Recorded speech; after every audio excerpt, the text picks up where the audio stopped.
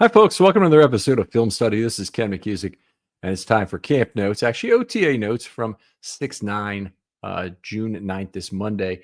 Start with the absentees because there were a number of them this day, and it changes the nature when the first one on the list is not there. That was Lamar Jackson.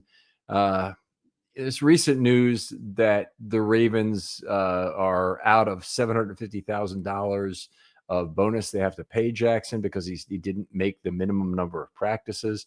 Now, one of the things about this that's interesting is that pays for a rookie player for the entire season, basically.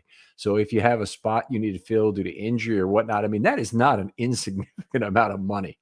That said, I think the Ravens really might prefer that he be there for the bulk, if not all practices, because it just changes the nature of who shows up. And I think a lot of people are asking the question around their group chats that they have by position group, is Lamar going to be there? Is Lamar going to be there? And then they make their decision based on that. But anyway, you'll listen to this long list of vets and realize that a lot of them are probably taking their cue from Jackson. The other next one was Patrick Ricard. Again, this is a Monday after a 2-day weekend. I know they do have a 4-day week coming up here, but you'd think if a player wants to take a day to get right physically, they might take it in the middle of this week, not at the beginning, not necessarily at the end either, but they might take it in the middle anyway. Patrick Ricard missing. Zay Flowers was not there. DeAndre Hopkins not there. Ronnie Stanley was absent. Emory Jones, now he's typically been at practice or he's been around the building. He probably still is, for all I know, but he wasn't out there watching the offensive line play. And that's something I've been noticed because I watch that group pretty closely.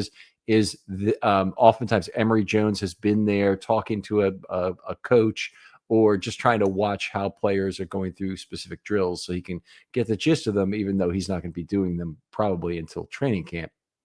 So that was unfortunate. Ben Cleveland, on the other hand, a guy who has missed a practice or been late for a practice or failed a conditioning test in his day, he was in practice. He was in a T-shirt. He was there at practice in a T-shirt, and he was almost like playing an assistant offensive line coach role. He did a couple things in this regard. He was going around and picking up some footballs that were loose on the ground behind the team and kind of securing them. And then they needed somebody to come in and act as an additional defensive player for a rep, and he was just jumping into the role to be an edge defender. I don't think he quite made it in time, but that's okay. And then, he's yelling some encouragement to teammates, and that's very positive. I look at that very positively in terms of Cleveland wanting to do something that will help him stay in this league a little longer. So hopefully he's doing the right thing there. Nate Wiggins was not there. Now here's a big one, and this guy is missing prime time right now. JAD was not there. Now, if you're JAD, you might be playing your next to last season in the NFL. This year's cheap. Maybe the Ravens keep him. The Ravens cornerback depth already looks really challenged from where they are. So his chance to make the team has certainly gone up. But on the other hand, the Ravens have an opening at safety. And currently, they have no one in camp to fill that role. And there are snaps on the back end that are going wasted in terms of players who are likely to be on the roster come opening day. We had further development on that end that I'll get to a little bit later, but JAD is missing an opportunity to be here and try and learn that role where he might have a chance. Kyle Hamilton was not there also. Nnamdi Madubuike not there. Broderick Washington not there. Kyle Van Noy has not been to a practice yet. And Jake Hummel, who we learned had a baby at the end of last week, was not there as well. So at least that one is explained absence, whether or not you feel like he should have been here at some point. Mandatory minicamp. I do expect this entire list of players to be there. By the way, to that end, I'll be recording OTA notes the rest of this week, but I will not happen to be at mandatory minicamp next week. Maureen and I are on vacation, so we're dealing with some stuff and going out to see bears. And I'll be back for camp. Will be my next reports. All right, I spent some time watching the OL drills.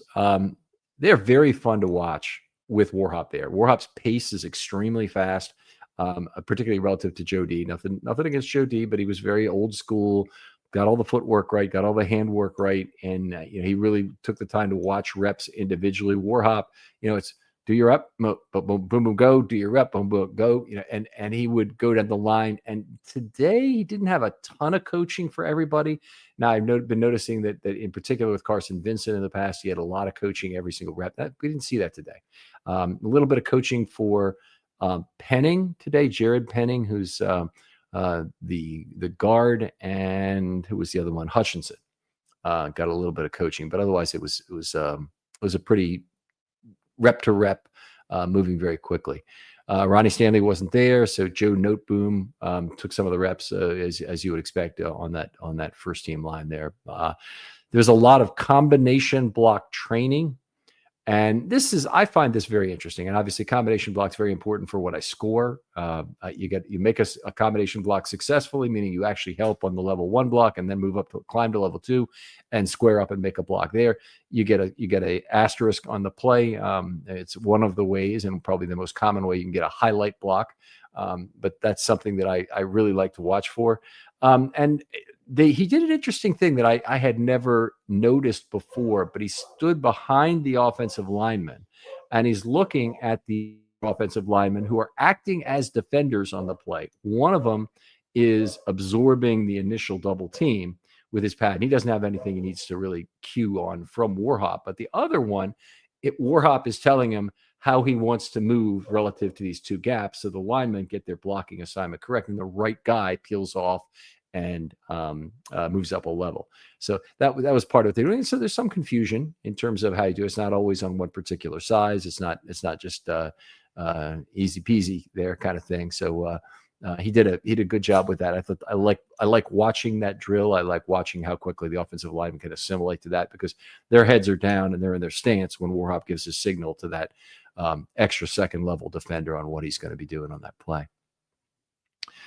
All right, so watch the offensive line for a good bit. The next thing I need to talk about, I don't want to, is the poor quarterback play. It's been terrible without Lamar Jackson there. The accuracy is scattershot. Ball is going all over the place. There's a lot of low balls that are short of the receiver, but there's even more high balls that are over the receiver's head and just uncatchable. There does seem to be a lot of concern about interceptions, balls thrown out of the end zone in particular. Is something that we've seen. And they're also, the other thing I'm seeing a lot is a very antsy nature to the quarterbacks. Now, they're not facing a live rush yet. Remember, this is just big brother rush where, yeah, somebody might walk into the backfield and have a play that might be blown dead, but they're trying to get rid of the ball quickly, I guess, to simulate how the real speed of the NFL game, and they've probably been told to do it that way, but it's creating some terrible accuracy, and it really reduces the quality of the practice. You see those balls just thrown all over the place. They're rushing, they look like skittish, moving backwards and then throwing off their back foot, and there's no accuracy to be gained there. What else we got? The one really nice pass, there was a long pass from Rush to Isaiah Likely. That was probably the offensive highlight of the day. It was 40 yards down the left sideline. It was over Marlon Humphrey, who got beaten by Isaiah. So that was a nice play I would point to. Very little otherwise in the way of highlights. In fact, we had some interceptions, a couple of interceptions. We had one interception, I guess, only today. But in general, I wouldn't say it was a good day for the quarterbacks at all. The one defender who was really dominant today was TJ Tampa. He looked terrific. And this is really good news, folks, because TJ Tampa has not had a good set of OTAs so far. He's looked a little slow, and he's looked like he might have lost his assignment too, going backwards some. So that being the case, it was very nice to have this happen. He intercepted an overthrow for Charlie Kohler. It was about 15 yards between the numbers and the right hash. So it's a wide open space on the right sideline where normally a tight end might like to hunt near the seam there. And he had a pass defense in the end zone on Tez Walker, where he ran with him. And that's good because Tez Walker is very fast, and that is the knock on TJ Tampa, is that he has some second tier speed for a corner. So really good to see TJ Tampa have this. It's actually very similar to the day that Wiggins had the other day. Wiggins had exactly the same thing, an interception, a pass defense in the end zone also, that really made his day. He happened to also be at the podium, so he got the trifecta there. TJ Tampa wasn't at the podium, but had a good day. A couple other 11 on 11 notes I'll throw in there. There were 2 false starts on the offense. Now, there was a practice last week with 6 false starts, and that was completely unacceptable. So this is a little better, and I'm trying to think if I think 2 false starts is acceptable for one practice. It might be. Some of it depends on if they've gone to any kind of single cadence system, and they hopefully they're not. Hopefully they're still, it might be 1, it might be 2, it might be 3, and so we're gonna you're going to have to hold your water based on whatever you're doing. So that was good. What else we got? Starks, Malachi Starks was in position for a pick on the back end in the end zone. He had kind of the back end of that bracket, and this was a case of a ball being thrown very high and far out of the end zone, so well over his head where he could get to it. But he was in position for the overthrow as he was set, so that was good to see. He did have another pass defense on an underneath play, so I think he might have lined up closer to the line of scrimmage, or at least he had underneath responsibility on the play, knocked the ball down. So good to see Starks making some plays here. He was at the podium too, had some interesting things to say about the defense too, and his initial indoctrination to NFL practice that I thought were kind of good. Another guy who looked good was Keaton Mitchell. He showed good burst again, both as a runner and as a receiver. So really nice to see Keaton collect the ball, turn, and get upfield very quickly. Because of his size, possibly. Obviously, some of it is how quickly he converts the catch into upfield movement. It kind of reminds me of Ray Rice a little bit in that regard. And I think he could be a real receiving threat for the Ravens. So if they want to use him as a flanker and as part of pony packages where he's looking to catch the ball outside, be an extension of the run game. I saw something recently talking about how unsuccessful screen passes have been in the last couple of years. Now, they had exceeded 10% of total passes thrown were screen passes, but they really weren't particularly effective in that regard. So I like, with Jackson being such a focal point for this offense, the notion of getting a ball to a back in space is a nice idea. And I think you have a better chance to make a screen pass work for the Baltimore Ravens than you would for the typical NFL team, particularly one who has a statute for a quarterback. You're going to be better off with that combination. All right, let's move on. I got to go back to the safety play and talk about the candidates here, because there's just some things going on that I think the Ravens are in need of pretty much immediate action at the position. Starks, I think, has looked solid. He's been decisive, I think, which is key on the back end, and that's something that I have not really seen from the others, and particularly from Kane and Braid. I don't think they've had the decision-making to figure out in real time where they need to go on a play. There might be a false step. It's an instincts position, folks, and if you don't have that or can't adapt quickly to that, can't process quickly enough, that can often lead you into bad things. So that's been something I've been a little bit disappointed in so far. Kane got caught making one decision late. I saw it really an extended false step, then a move the other way, and it was just far too late getting to the play.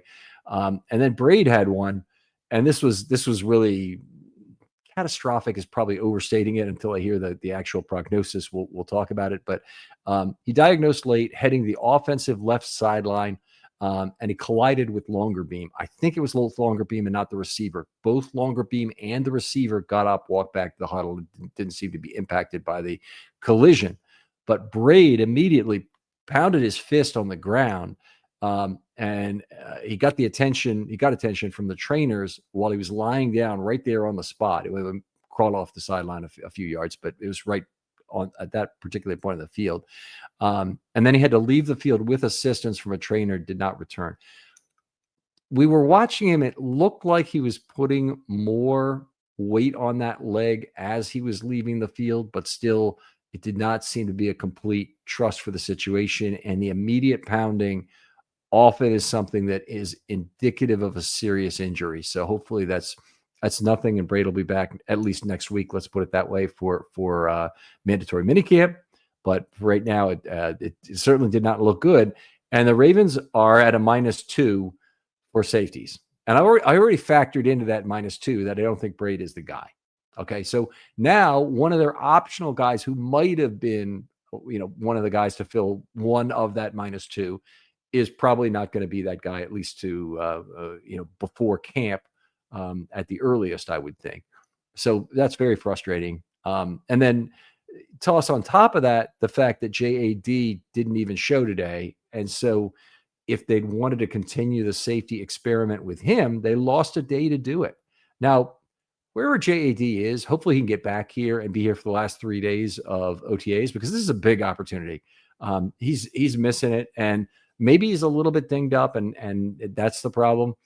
That's not a good thing either. I mean, obviously, soft tissue health is very important for players who are trying to win a job. This time of year, JAD is notorious for missing lots of camp and preseason games in the past and not having very much total on-field experience.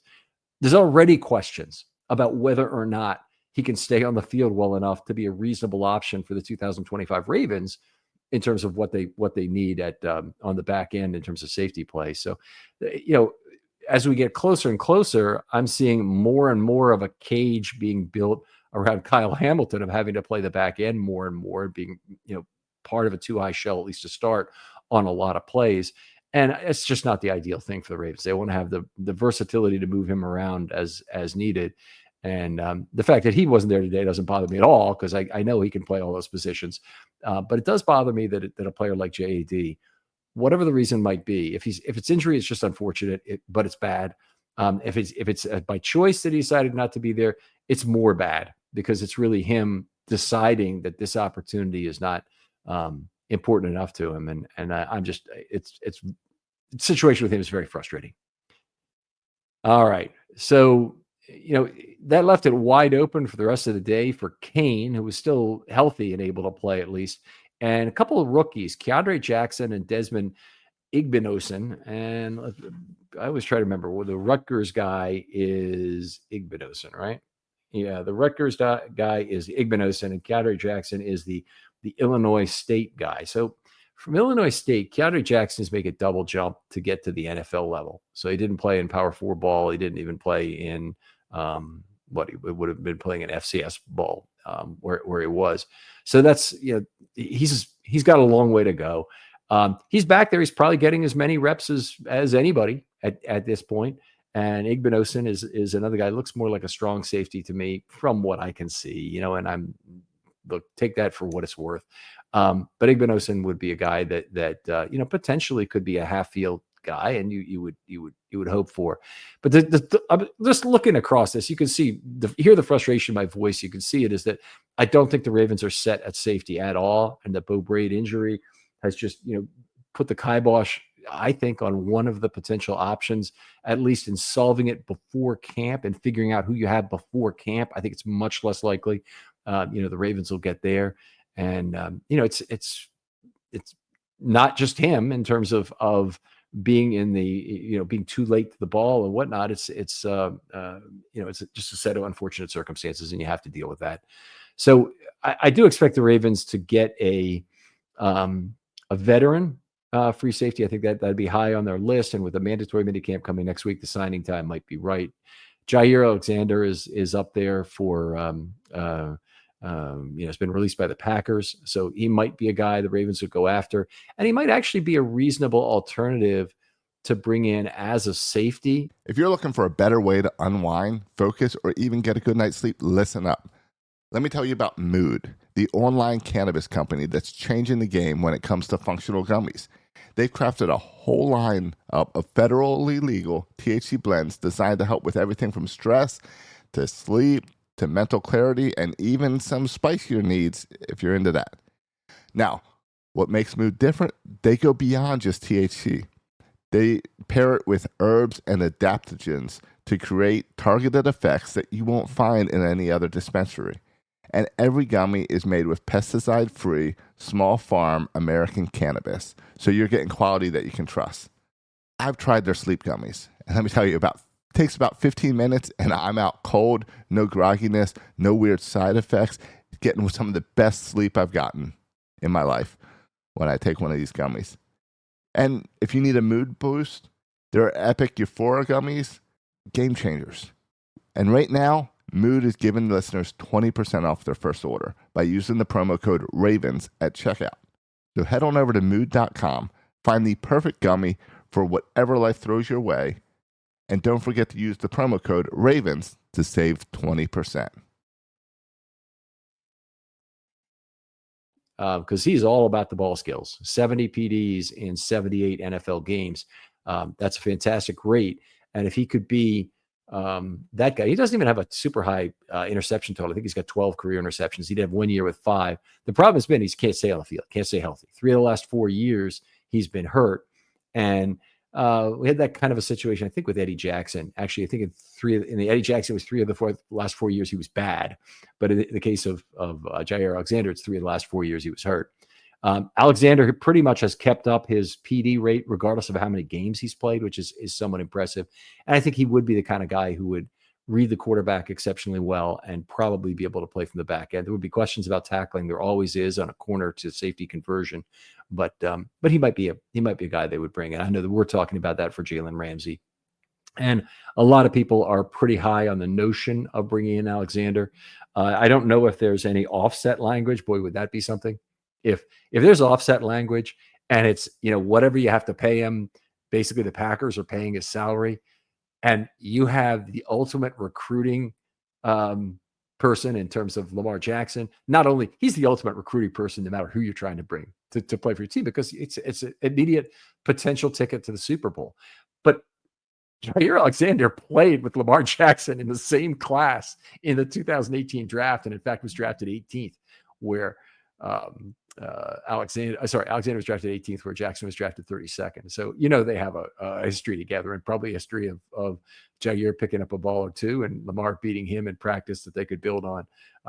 I'd be very surprised if it's effectively a close. There's no bidding allowed, which what the case would be if it were offset language in the contract, that it wouldn't end up being the Ravens where Alexander came to. I would be shocked, in fact, if that were not the case. So I'll be interested to see how that develops, and the Ravens could really use him and potentially add safety.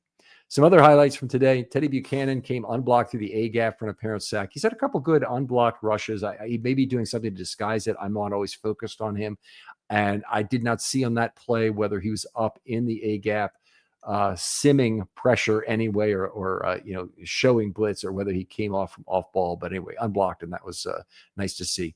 Had a really nice play by Mike Green, triggering downhill to tackle Tez Walker, I believe.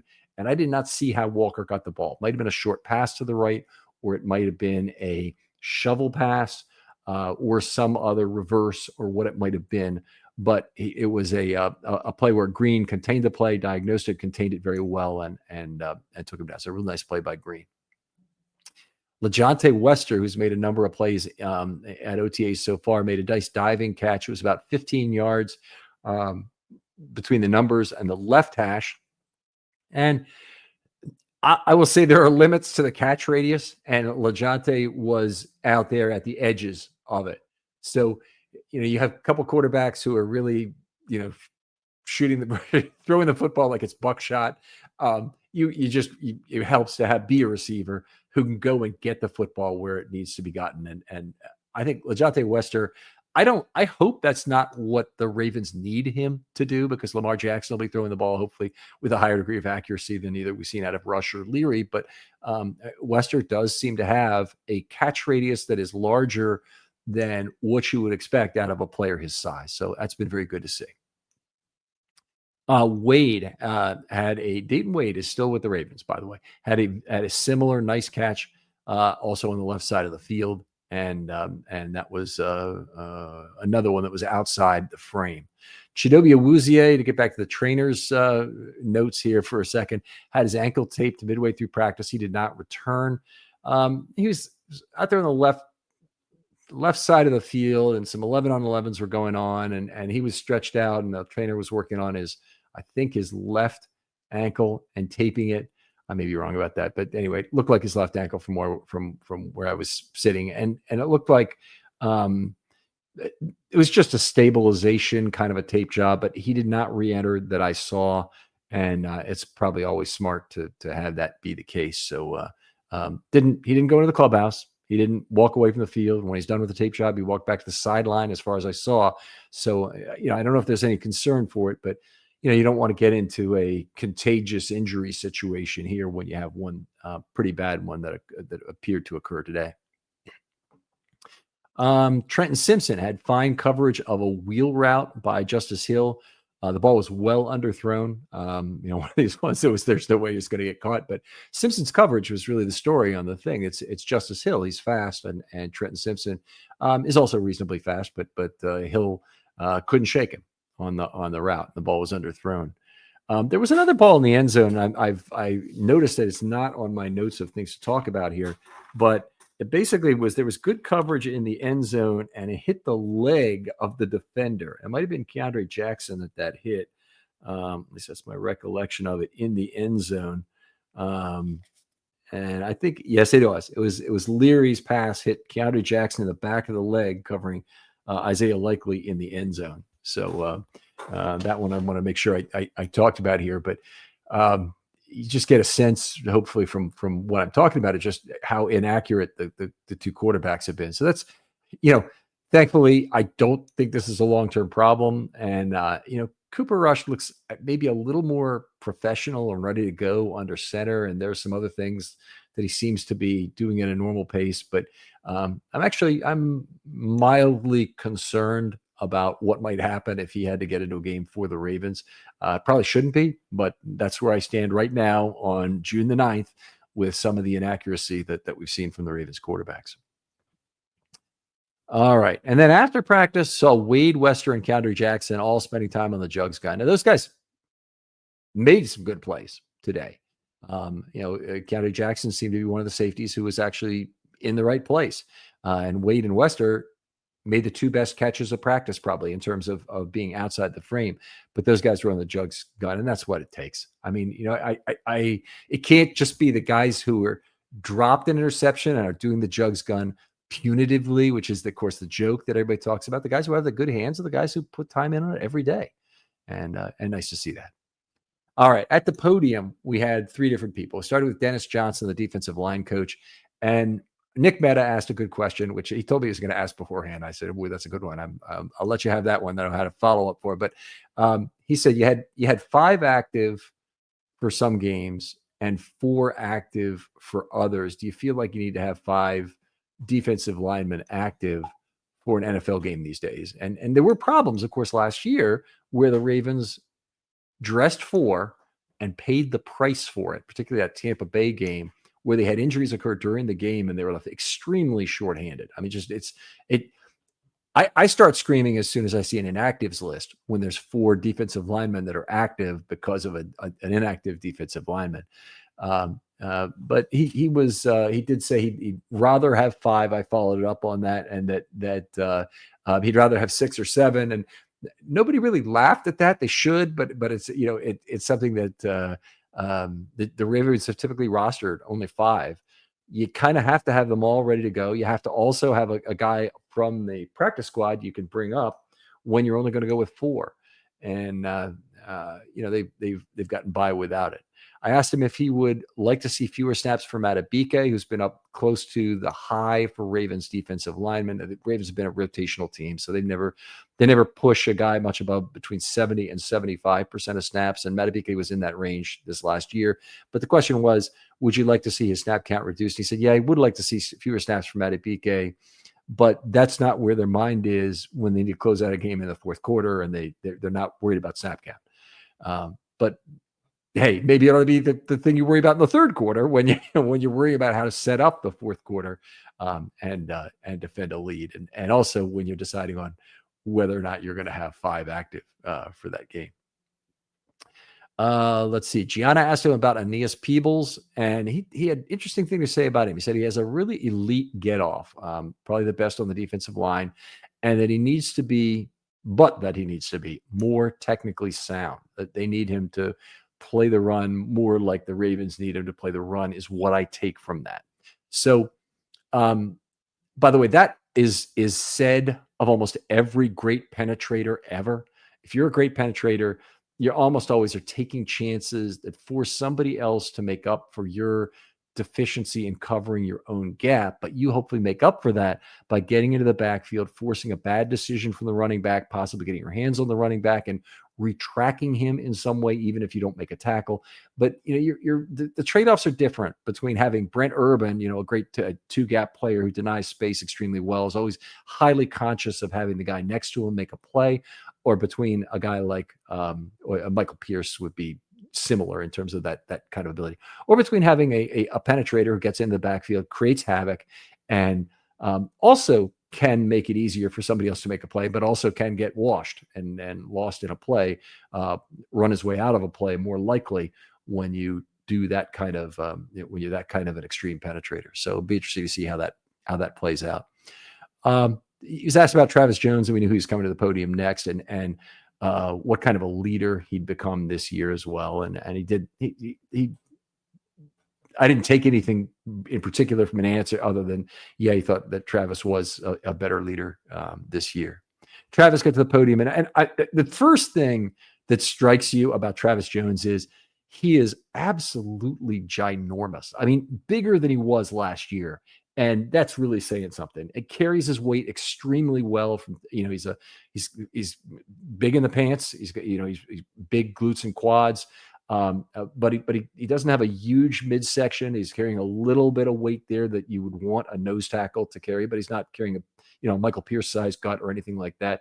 Enormous upper body, and in fact, if you put him next to Ben Cleveland, I mean, he's the one guy on the team who kind of makes Ben Cleveland look a little small. I don't think he's any larger than Ben Cleveland. I just think he looks immensely muscular and it really strikes it. There's a picture of him that Jeff Zrebeck took that's on Twitter, and I'm like, this doesn't capture at all how big he is.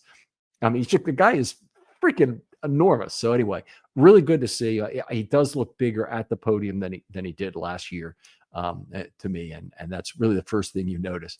I asked him about the synergies that he and Matabike had, because they've been playing basically every one of Jones's snaps is a Matabike snap pretty much in 2024. And for the last half of 23, they played together on the pass rush as that primary pairing. And I'm sure you've heard me talk about this if you've ever listened to the show before. I expect that to continue. Obviously, they need Travis Jones on the field every snap they can get this year. But he says Matabike is his best friend off the field. So I'm trying to go through in my mind. So last year it was Urban and Pierce, and they're both gone, which is a shame. And it was Matabike and Jones. And then I'm wondering, like, what's the friendship that will naturally develop out of a secondary pairing from this year? Is Broderick Washington a natural friend of, say, John Jenkins, perhaps, because they'll be on the field together a lot. But anyway, it'd be interesting to kind of see how some of this plays out. And the other question he was asked was about the contract extension. And that might have been Jeff. I'm not sure. And he said he's not concerned about it, which is the typical player way to answer that and the best way to do it. There's not even any hint of it. It's not like we've heard from some of the players, well, I'd be lying if it wasn't in the back of my mind somewhere. He just says, just trying to have the best year I can, and expects things to work out if they were. I really hope those negotiations have already begun, and just seeing the presence that Travis Jones is after the year he had last year, I hope the Ravens are on top of that one. He'd be at the top of my list of players that they need to re-sign now, even probably above Hamilton, because Hamilton, they can wait a year. And I'm going to go ahead and say it, definitely above Linderbaum. I think he's much more critical to the Ravens' success, and there's no one to replace him. Whereas I think the Ravens, they wouldn't be happy with the options in replacing Linderbaum, and they'd be concerned about the leadership if they had to replace Linderbaum. But if you look at the relative importance of those two, there's that. And I'm not saying Isaiah Likely isn't great. He is. He's a freaking great football player. But if you got Mark Andrews as your consolation prize, I think you're doing okay. It's not a great trade age-wise, and it might not be a great deal dollar-wise to sign Andrews over Likely. But if I'm trying to decide, I can only have one of three of those signings right now. Travis Jones is my guy right now. I want to make sure we get him. So anyway, let's see. Malachi Starks was last to the podium. They asked him about practicing like a professional. Not sure who asked the question, but give a good, humble answer. He's very, very good communicator. Very good communicator. I mean, not only can you see that he's done this before a lot at Georgia, but you can see that he's very practiced in terms of how to respond to it and not seem like he's a know-it-all or an idiot or a Yahoo or whatever it might be. I mean, his thing is, his first thing he started up is, I'm not saying I have it all figured out yet, but I've tried to learn how to take care of my teammates. And he's also watching vets for how they handle a situation as it arises. And he mentioned disengaging from a block. And I'm thinking, okay, disengaging from a block, that's more of a football skill than a practice skill. Is that what he really means? And I thought about it a little more. Maybe he does mean that, because when you disengage from a block during practice, and you're playing brother-in-law play, that's a time when it can actually escalate, because the other guy may decide he wants to continue trying to look good while you're trying to disengage from a block. So it may actually be a very good example of something you need to learn how to do to practice. But as always, very, very likable podium presence. If you're not in love with Malachi Starks, the football player, and you listen to him talk, it'd be easy to project that all onto the field. Be very simple. He said Isaiah Likely has been the hardest Ravens receiver to cover. That was interesting. Chuck Pagano, he got asked about in terms of his influences upon him, and he said he reminds him of a Georgia defensive coach, a guy named Will Muschamp. I didn't look him up to see exactly what he did, but he's a defensive coach of some sort. And he said, well, Muschamp is more fiery. He'll snap on you in a minute. But Pagano had sent him film from Thursday's practice at 5 a.m. this morning. And that's how he said that's how he wants to be coached. He wants to have somebody like that in his corner.